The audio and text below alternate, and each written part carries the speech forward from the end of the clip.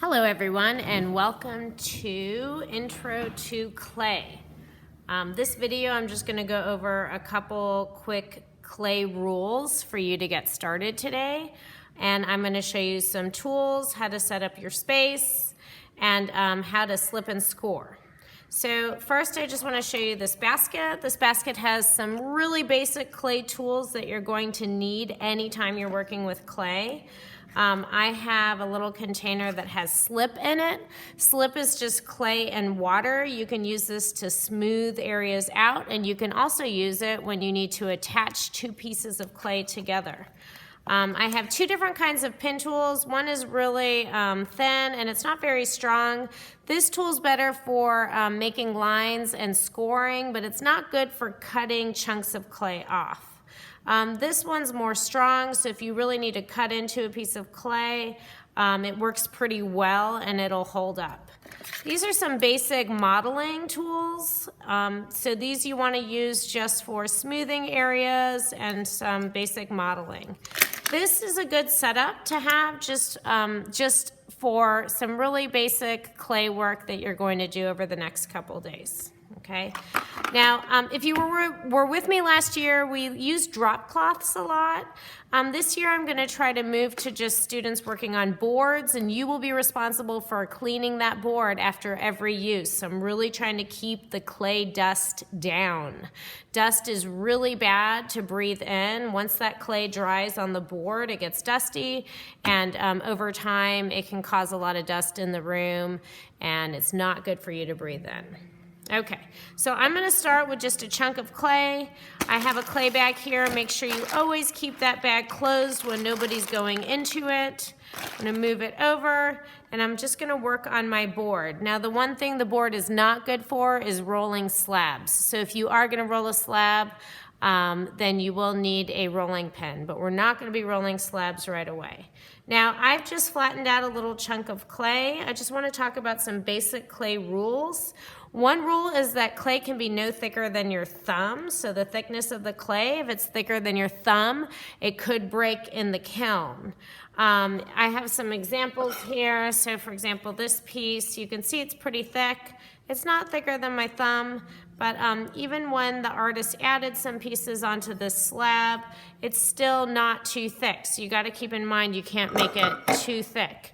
Another clay rule you need to know is that trapped air in a clay piece will cause it to explode. So in another video, I'll show you how to make a pinch pot and attach two pinch pots together to make hollow forms. So this is a cool sculpture, and you can see it's not a ball of clay, actually. It's hollow inside, and what the artist did is they poked a hole to let air escape.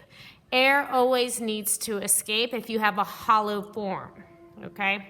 All right, so I flattened out a little piece of clay here. I'm just gonna show you how to score and slip.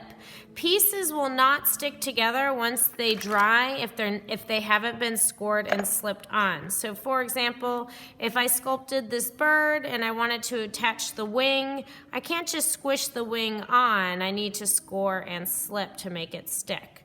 So I'm just going to show you a quick example of how to do that.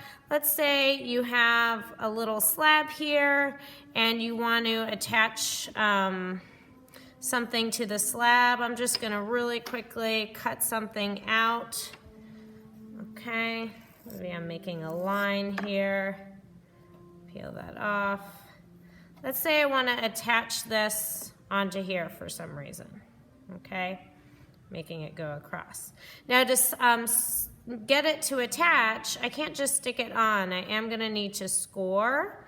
Scoring is just making little lines in your clay. I also need to know where it's going, so I'm just going to trace a couple little lines here, and then I know where I need to score on my clay piece. And then the next step is to get some slip. It's just clay and water. Wet it. You don't have to do this on both sides. You can just do it on one side. You kind of smooth it on. Make sure you smooth those edges.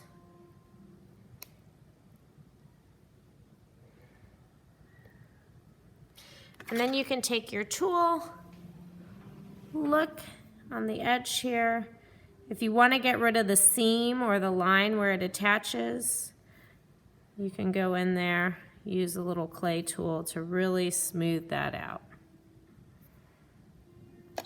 Okay. Now, over time, your clay is going to start getting drier. You'll see at the end of class, if you want to save your work, and I don't know if you'll be saving anything today, but if you do, you need to put a wet paper towel and a bag over it, and I'll be showing how to do that in another demo or just live for you guys. All right, thanks for watching.